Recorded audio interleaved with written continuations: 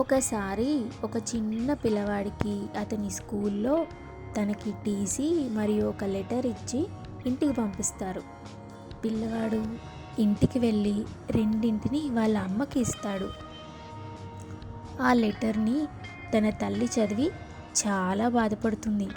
అప్పుడు ఆ పిల్లవాడు ఏమైందమ్మా, అందులో ఏం రాసింది అని అడుగుతాడు.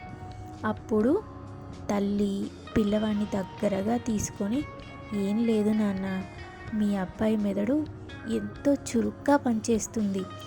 మీ అబ్బాయికి చదువు చెప్పేంత తెలివైన టీచర్లు మా స్కూల్లో లేరు. మీరు మీ అబ్బాయిని ఇంట్లోనే చదివించుకోండి అని లెటర్లో నీ గురించి రాసింది అని చెప్తుంది.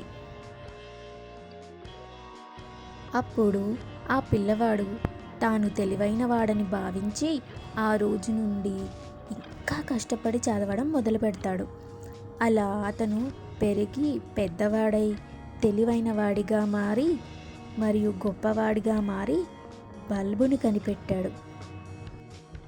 అయితే కొంతకాలం తర్వాత అతని తల్లి చనిపోయిన తర్వాత ఒకరోజు తను వారు ఇదివరకు ఉన్న పాతింటికి వెళ్తాడు.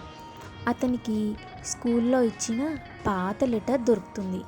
అందులో నిజానికి మీ అబ్బాయి మానసిక పరిస్థితి సరిగ్గా లేదు, అతను రేపటి నుండి స్కూల్కి రావాల్సిన అవసరం లేదని రాసుంటుంది.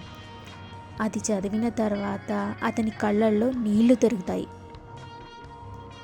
ఈ కథ ద్వారా మనం గ్రహించాల్సిన విషయం ఏంటంటే, ఎవరేమి చెప్పినా ఆ తల్లి తన కొడుక్కి నువ్వు తెలివైన వాడివి అని చెప్పిన ఒక చిన్న మాట అతనిలో చీకటిలో వెలుగుని తీసుకువచ్చేంత ఆత్మవిశ్వాసాన్ని నింపింది.